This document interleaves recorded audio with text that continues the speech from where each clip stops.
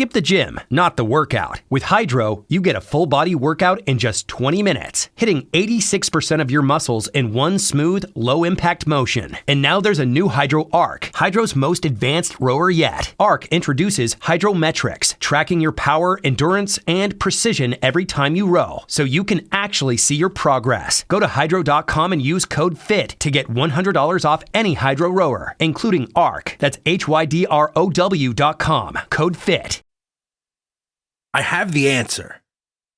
When Cameron Stone calls, you pick up the phone. By 2025, he had become a billionaire. One of the most famous and influential people in the United States, if not the world. And Josh had his number. How many people could say that? "What's that, Cam?" Josh asked. It's one thing to have Cameron Stone's phone number. It's another thing to be able to call him Cam. Martin Taylor. I found him. Josh nearly fell out of his chair. What? That's right, buddy. I got him. You want his address? Josh knew better than to ask how. Cameron Stone had more resources than anyone he would ever know for the rest of his life combined. And the best part, Cameron continued, he's close. How close? Josh asked. Shockingly close. The volume of female laughs going on in the background of Cameron's phone call led Josh to believe that he was no doubt speaking from one of the most exotic and secluded beaches in the world. The kind of place that if you saw a picture of, you would think was computer generated. I'll think about it, Josh finally told him. What's there to think about, buddy? Don't you want to know what he's been up to for the past 25 years since he got out of the Institute? I'd love to know. When Cameron Stone says he wants to know something, that means it is on Josh and his team to find the answers to that something. Cameron had been responsible for approximately 99% of DOP's funding over the years. And it had all started because of some article his then-girlfriend had seen in the local paper featuring a child named Martin Taylor. Send me his address. I'll follow up. It's been sent, Cameron said. Keep me posted and get some sun. Does the body good, buddy. Within 3 seconds, Josh had a new text message. It was Martin Taylor's address, phone number, and new name. He was now known as Tucker Samuels. Tucker Samuels. He zeroed in on the name like a vulture circling a carcass from the sky. For half a second, he thought it was a joke. Cameron Stone had an eccentric sense of humor, but his stretching for a laugh only went so far. He wouldn't laugh about that. He loved Dr. Samuels. Which meant Martin Taylor had truly changed his name to Tucker Samuels. Josh's blood was boiling. He was now living a new life by using the name of Dr. Samuels and himself. That made no sense. Josh and Martin had never met. As far as Josh knew, Martin had no idea who Josh was. How or why would he? Josh joined DOPS in 1996. 22 years after Martin and Grayson had met with him in the Institute. This would lead him to believe that it was nothing more than a very odd and frustrating coincidence. Maybe I will meet that evil entity one day, Josh thought. Not today, though. Today, back then, meant a date with Kathleen. This was the week after Samuels had retired. It dawned on Josh that Cameron may have gotten his number sooner, but didn't want to involve Samuels, either because of his age or his traumatic attachment to the case. He trusted Cameron's judgment. If he felt best to wait for Samuels to retire, so be it. He felt honored to have this gift, a lifeline to a man who proved there was a line between lives. Will you meet there? Brendan was a bit shocked for 2 reasons. Number 1, we meant Courtney was with someone.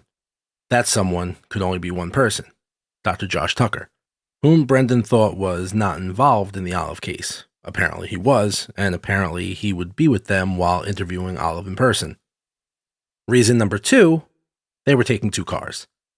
This did not seem practical at all, considering that it was a 3-hour drive. There was 3 people. Presumably, for Brendan, none of this was adding up. He was missing something. But what? What were Courtney and Samuels up to? Why wasn't he involved? How can he ask without being intrusive? Is everything all right? That was Brendan's text to Courtney. Her response? Yes. See you at 3 with Dr. Samuels. Brendan led a very organized life. He didn't like variables. In fact, his main ingredient to organization was eliminating variables. He wondered if this was Courtney buckling under the pressure of being the lead interviewer. It surprised him. Brendan had assumed that Courtney was more than ready, more than capable. And now? Anxiety. He was feeling anxious. What were they planning that he was unaware of? Dops stressed that there was no I in team. They never said that. That is something you'd see on the wall of a human resources department office. Maybe he should have stayed home, Brendan wondered. There were no variables at home. Everything fell in line when he was there, in this safe, predictable cocoon. What the heck were those two up to? He never left? 25 minutes from campus. He never left Asheville. Even as Josh said it to Courtney, he couldn't really believe it.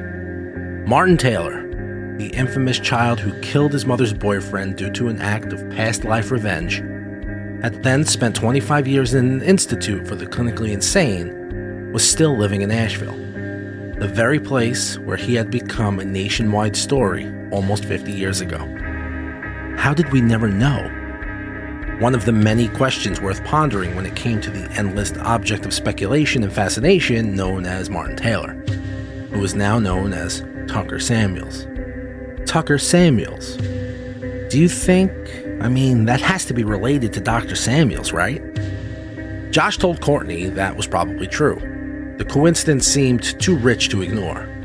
As for Tucker, you never met him, did you? Courtney asked. No, I never had the desire to, Josh told her. Really? No interest?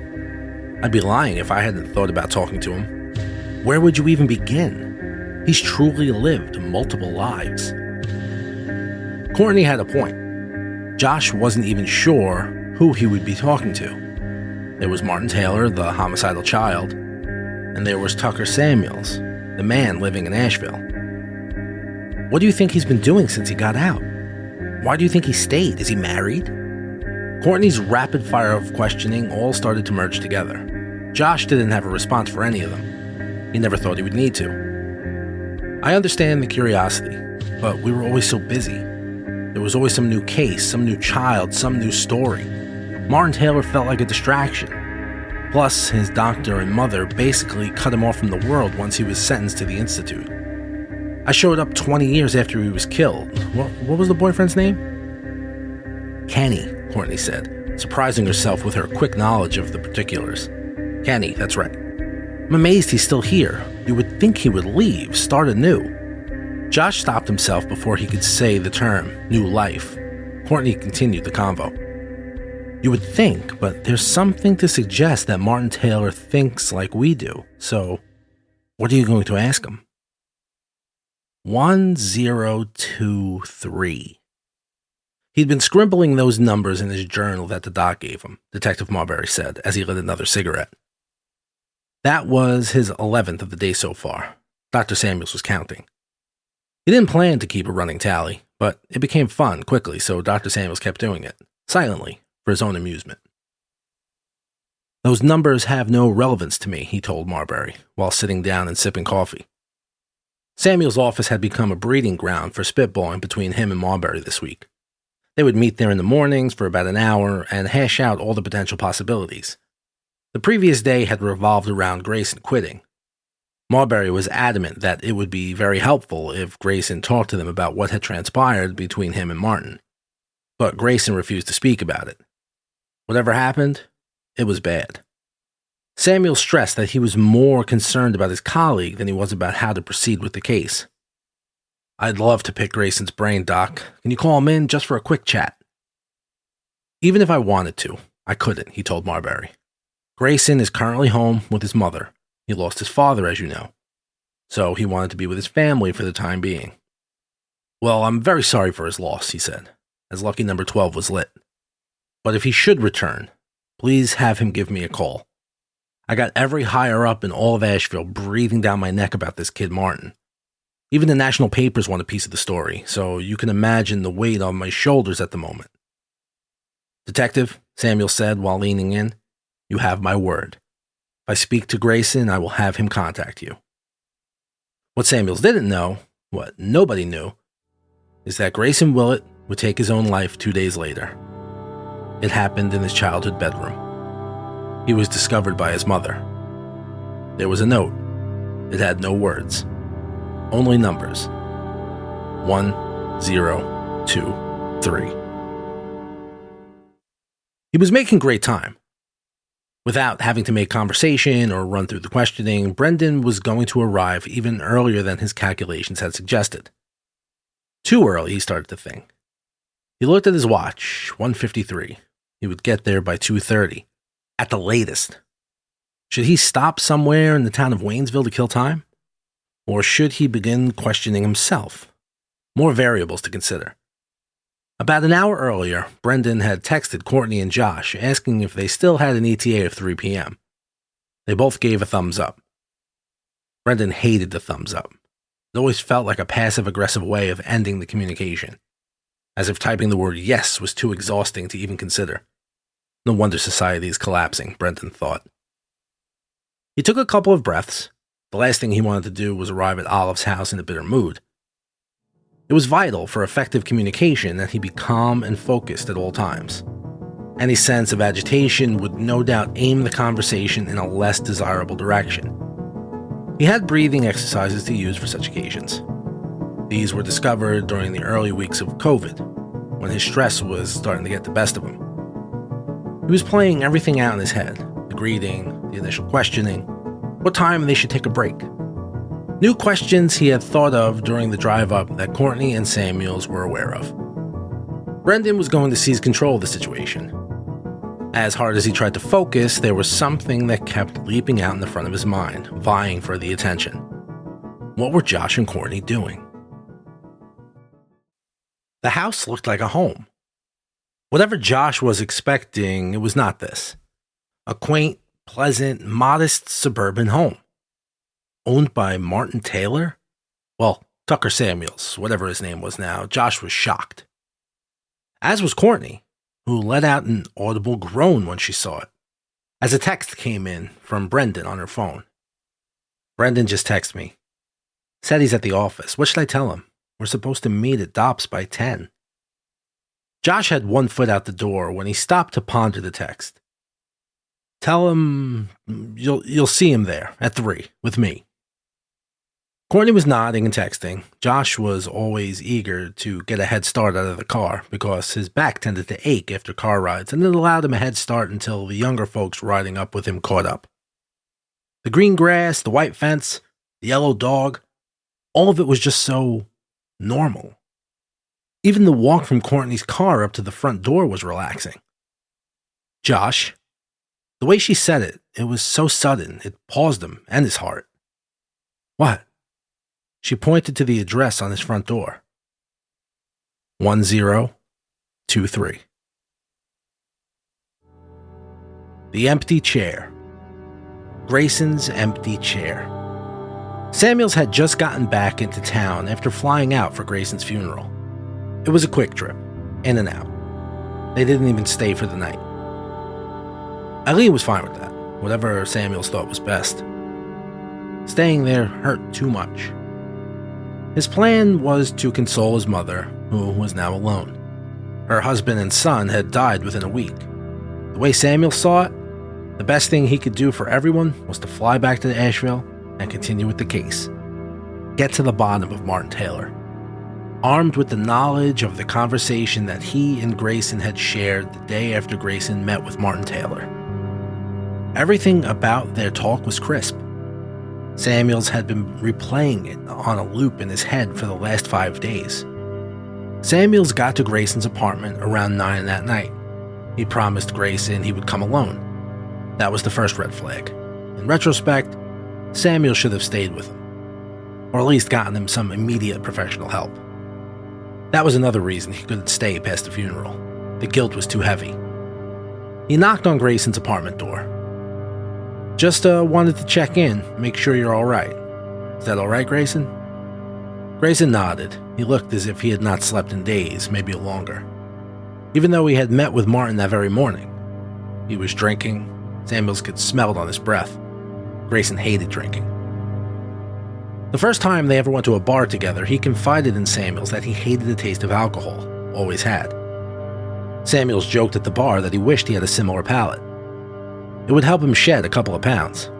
Tonight, that palate turned sour. Samuels couldn't even see a liquor bottle in the apartment.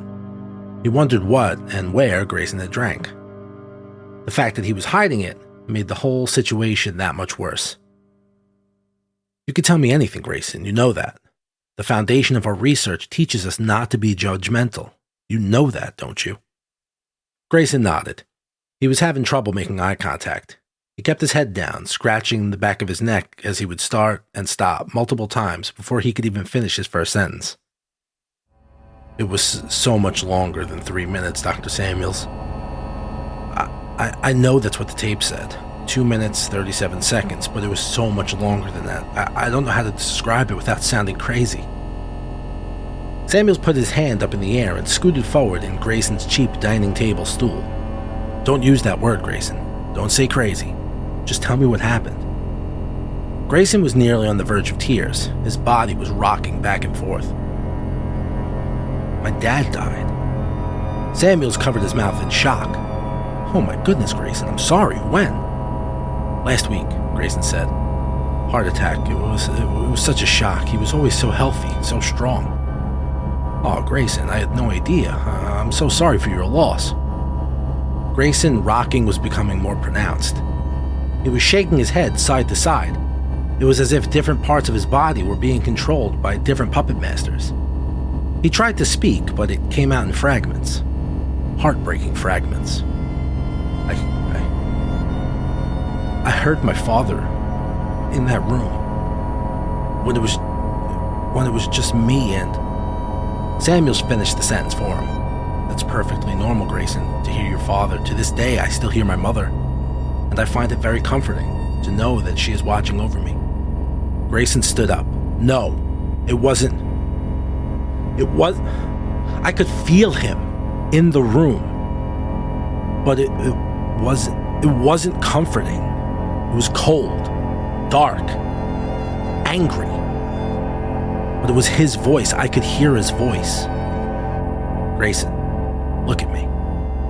Grayson stopped pacing for a moment to look at Samuels, who stood up to match his eyeline. Everything you are feeling is completely normal. Pain, grief, those are two of the most common emotions we have.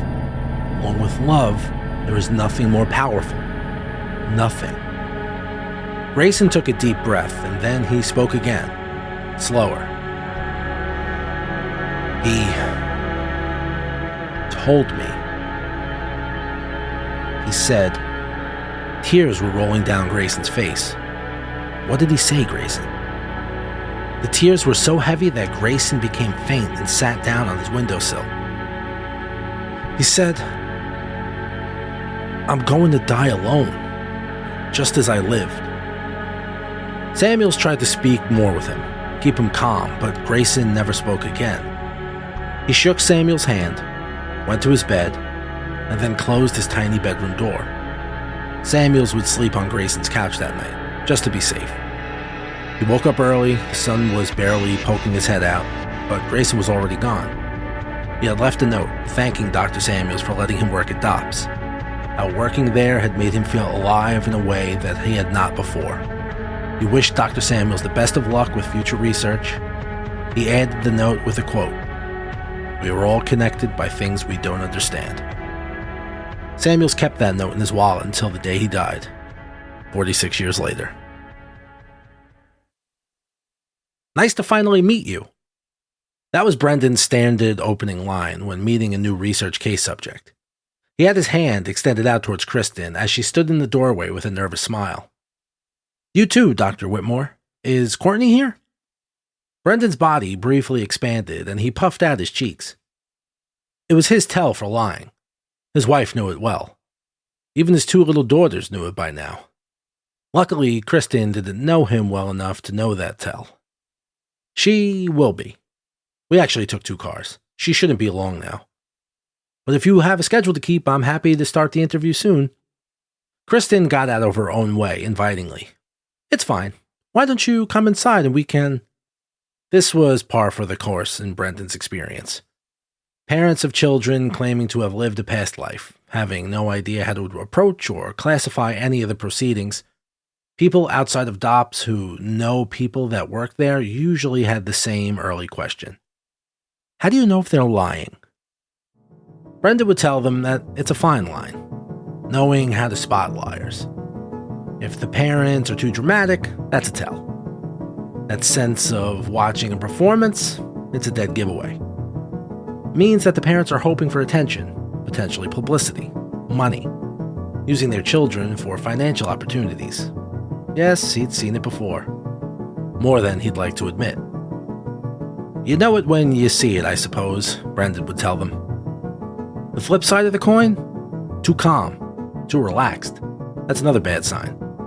It meant the parents were not invested in what was happening. Usually this meant that one of the spouses believed, but the other one didn't. The non-believer was in charge of the follow-through, which never made a lick of sense for Brendan. Why would the non-believer have to be there, as opposed to the believer? Because, Dr. Samuels once told him, the believer doesn't want to be proved wrong. They can hold on to their belief if they remain at a distance. Eureka, Brendan thought. This is one of the many reasons Dr. Samuels was a genius. He knew that. Inherently, it would take some time for Brendan to reach that level of awareness. There had always been a bit of a gap between Brendan and people when it came to creating a comfortable space for communication. Be less robotic was how Dr. Tucker once described his interviewing skills. That was more blunt than Dr. Samuels could ever be. And Brendan was not used to being critiqued, but it worked. Brendan tried to change his stiff, cold demeanor. It took time, but eventually he got to a place that resembled a real person. Kristen, by all accounts, did not appear to be a fraud. She seemed nervous for her child, hoping and silently praying that she was just being weird. Plus, child therapy was expensive, so why not roll the dice on a free solution first to see if it solves the problem? Brendan was sitting alone in the living room. It was a nice living room, much nicer than his. He had never been to Waynesville. He had no clue what to expect, but this was one of the prettier houses he had seen so far.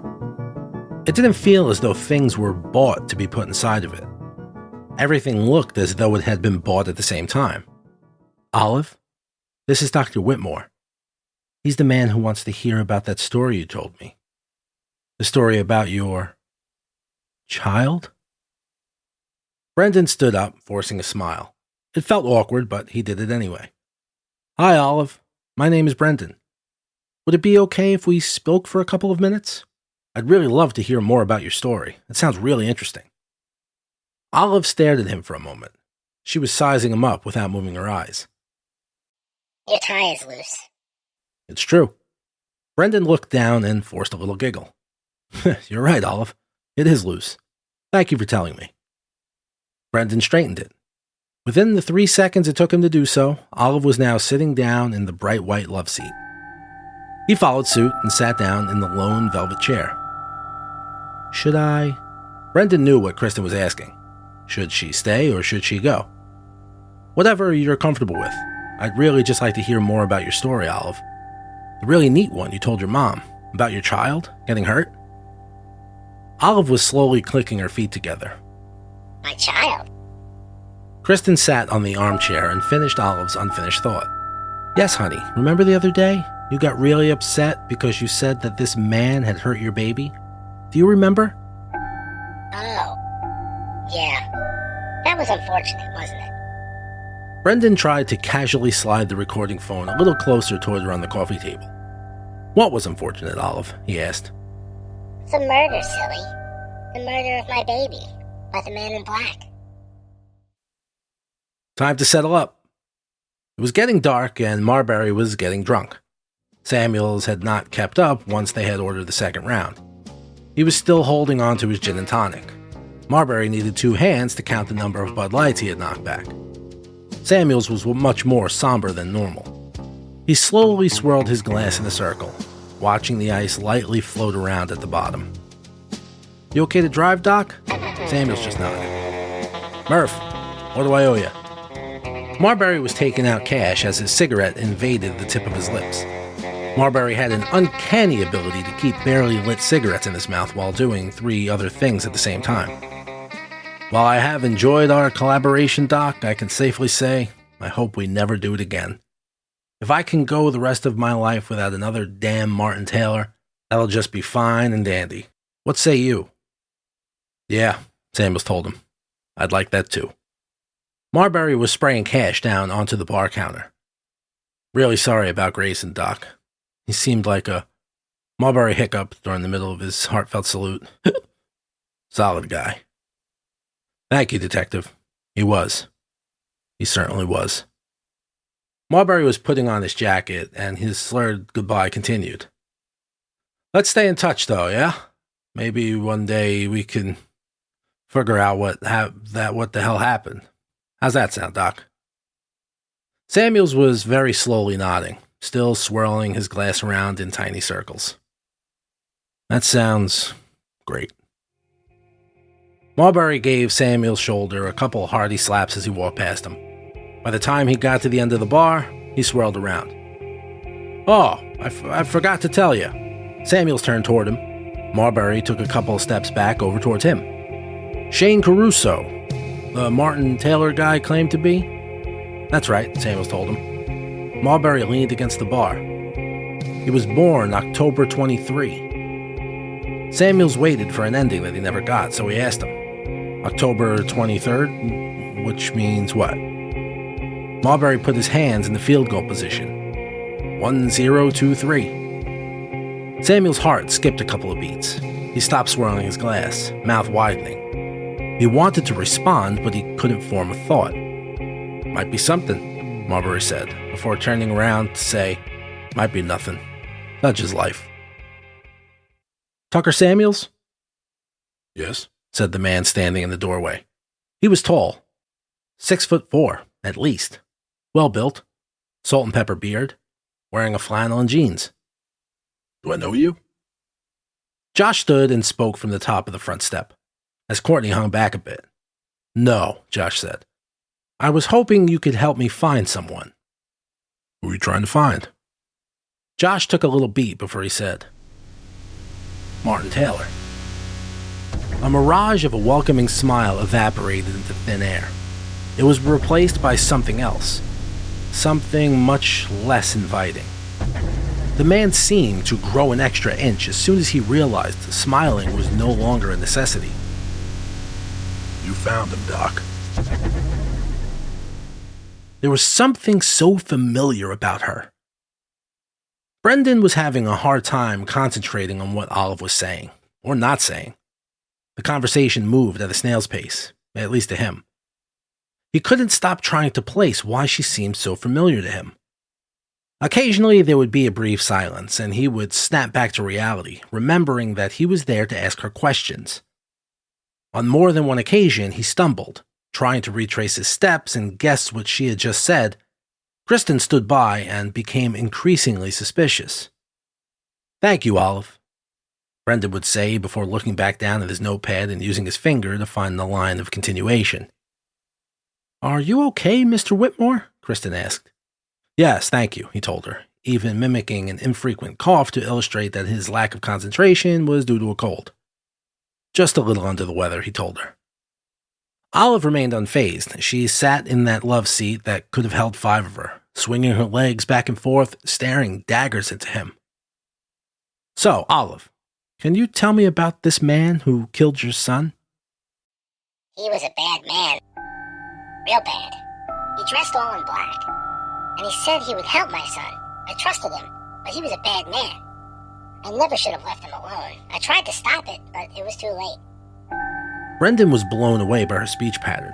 She spoke so fluidly and coherently for such a young child.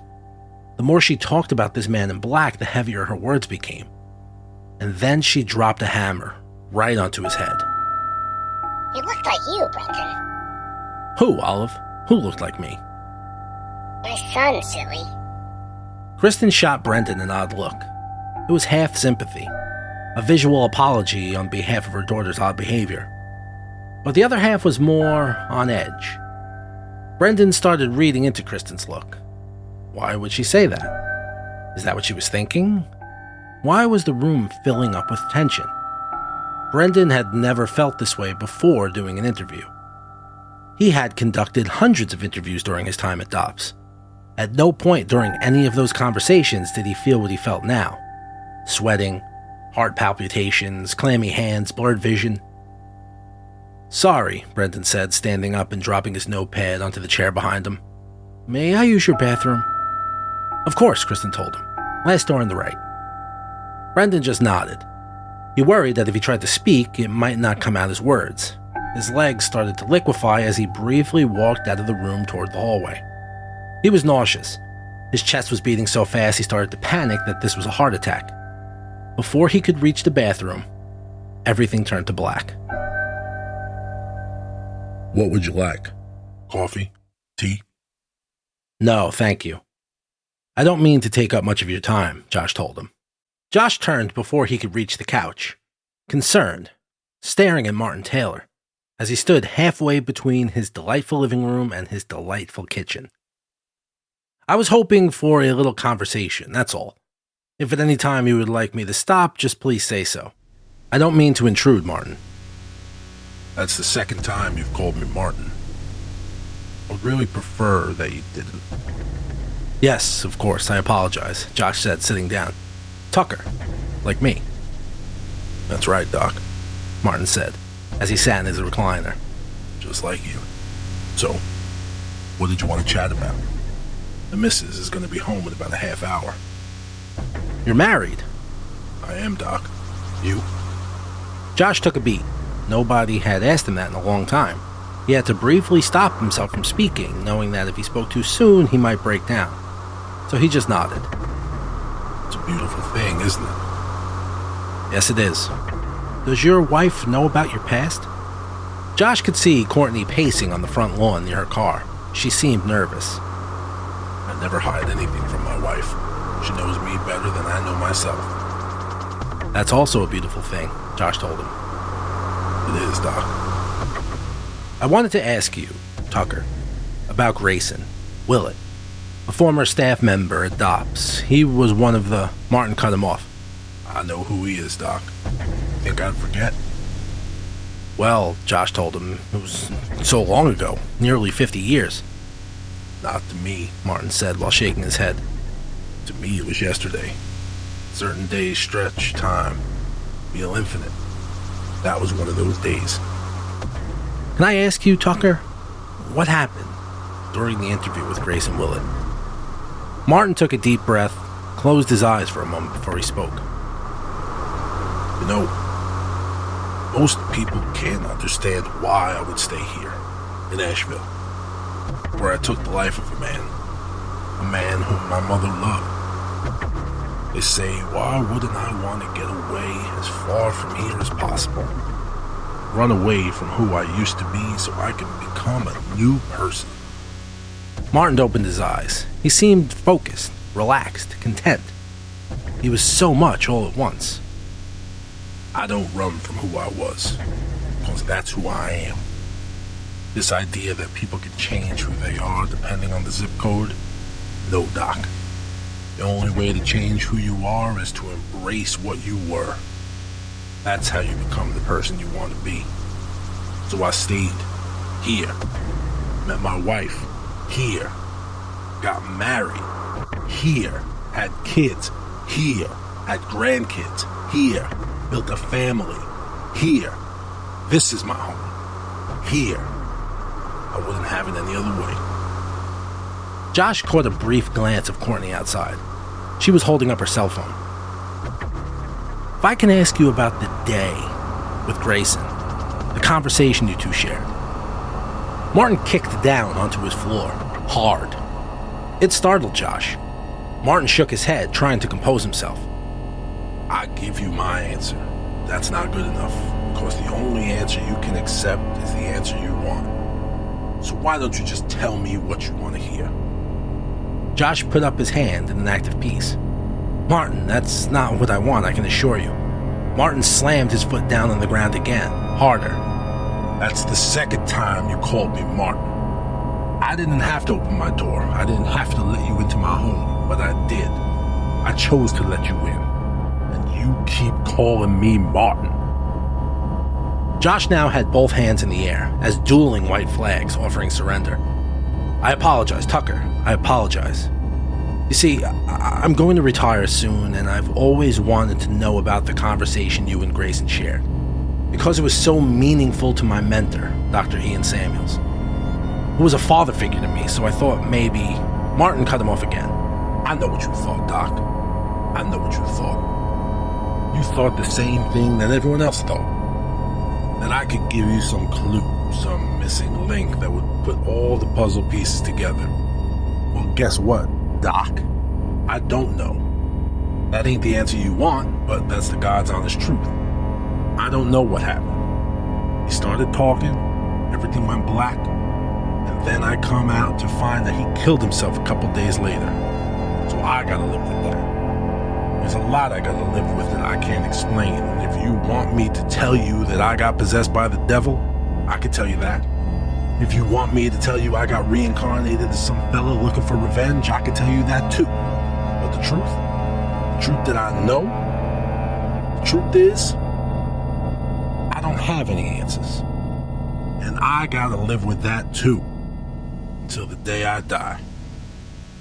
Josh sat there thinking of what to say. He had been playing this conversation in his head for decades. Every word had been rehearsed. Every line had been perfectly put together like the notes of a symphony. But in that moment, the actual moment, all he could say was, "Thank you for speaking with me." Martin's tension and anger seemed to deflate as Josh stood up and started walking towards the front door. That's it then? When Josh got to the door and opened it, he turned around. "You called me Doc." Martin was standing nearby, confused. You a doctor, ain't you? "Yeah," Josh told him. "How did you know that?" "I didn't tell you. Have we met before?" Martin smiled and said, Maybe we have. In the previous life. Y'all have a good night, Doc. "I hope this is the end." Brendan laughed, genuinely. How could he not? Kristen had just bluntly told him that they never had to see each other again. Because it meant that her daughter was okay, normal, healthy, one of the three. Brendan told her that the next step was to review the conversation with his colleagues, and then they would reach back out to her with thoughts on how to move forward. She apologized for joking that she hoped this would be the end, and then she asked for approximately the 10th time in the past 20 minutes if Brendan was okay. Yes, just under the weather, he told her, for approximately the 10th time in the past 20 minutes. And then he put his hand up as affectionately as he could and waved towards Olive, who stood behind her mother, clinging onto her leg.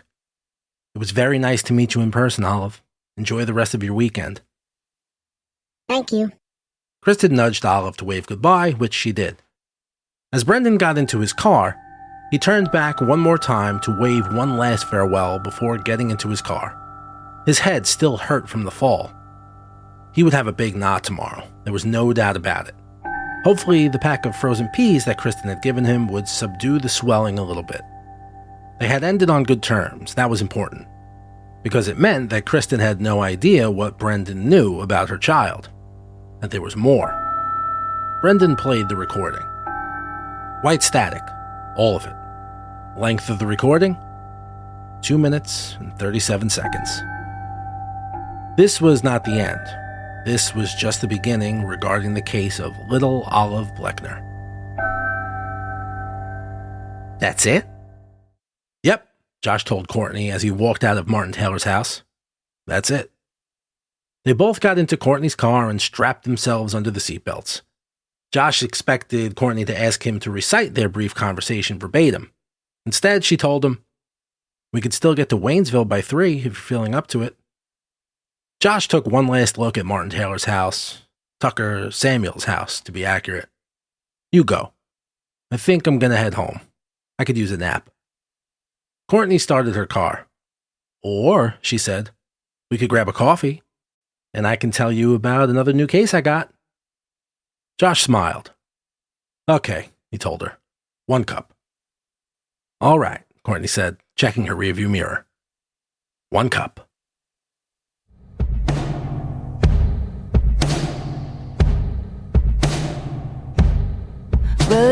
wandered through the shadows of my mind, oh so deep, and danced like the echoes haunted in the twilight.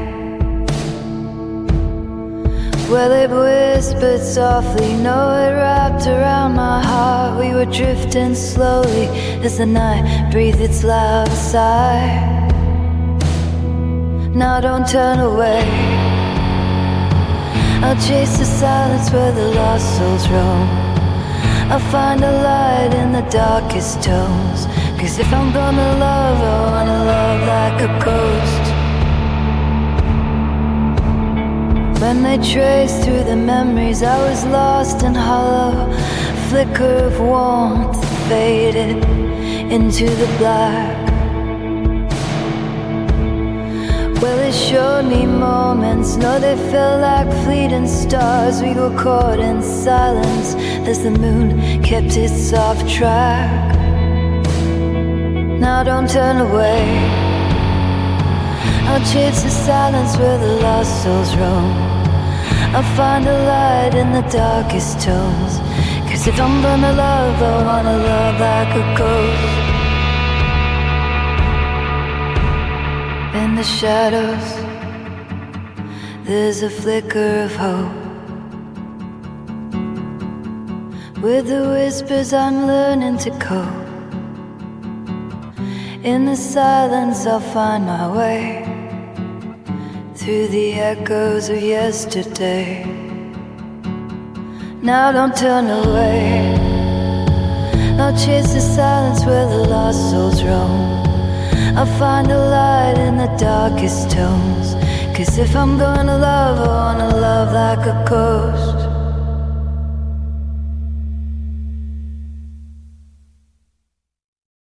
Skip the gym, not the workout. With Hydro, you get a full-body workout in just 20 minutes, hitting 86% of your muscles in one smooth, low-impact motion. And now there's a new Hydro Arc, Hydro's most advanced rower yet. Arc introduces Hydrometrics, tracking your power, endurance, and precision every time you row, so you can actually see your progress. Go to hydro.com and use code FIT to get $100 off any Hydro rower, including Arc. That's HYDROW.com.